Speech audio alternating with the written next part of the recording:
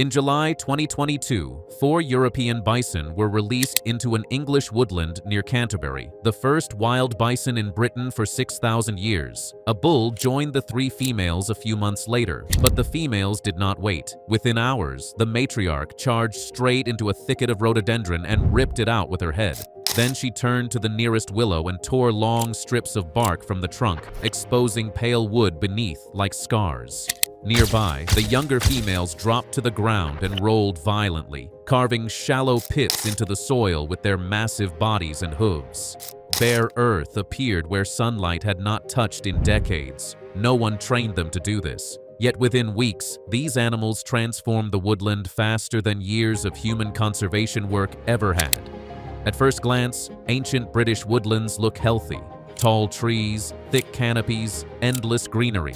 But conservationists discovered that many of these forests were quietly collapsing underneath.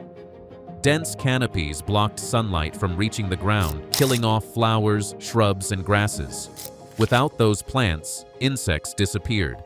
Then birds and bats followed. The forest still looked alive from above, but below it was becoming an empty shell. West Blean and Thorndon Woods in Kent had suffered exactly this fate. Parts of the woodland had been planted with commercial conifers decades ago, while the rest became overcrowded and stagnant. Conservation teams spent years cutting trees and clearing sections manually, but the forest always closed itself back up again. The work was expensive, temporary, and impossible to maintain forever. Then came the idea that sounded almost absurd: bring back the European bison.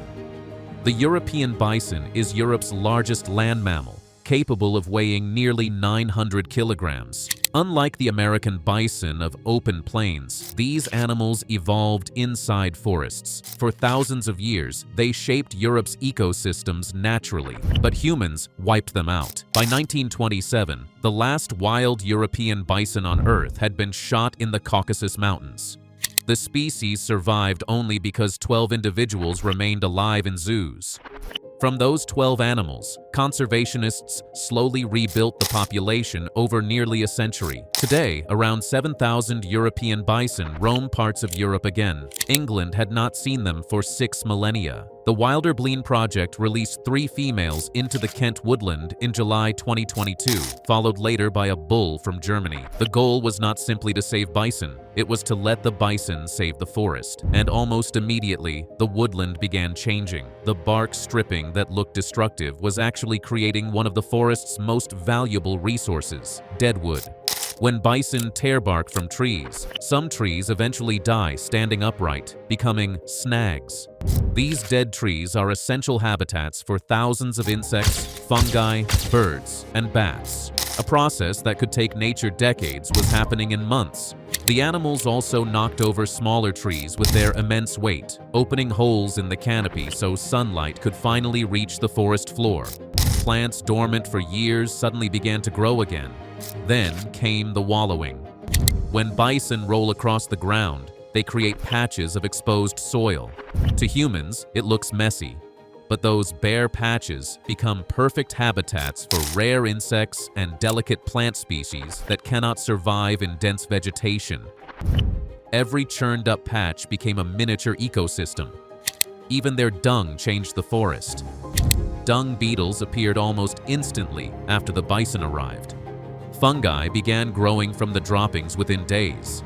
Rangers joked that it was as if the beetles somehow got the memo. The transformation happened so quickly that scientists were stunned. Reptile sightings increased. Rare plants reappeared. Sunlight returned to areas that had been dark for generations. But the project remains controversial. Britain has little true wilderness left, and many people are uncomfortable with forests looking untidy. Fallen trees, stripped bark, churned soil.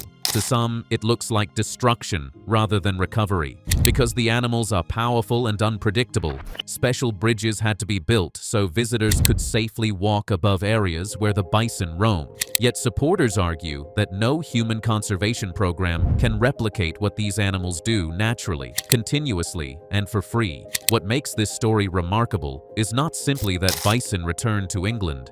It is that the forest responded immediately, almost as if it remembered them.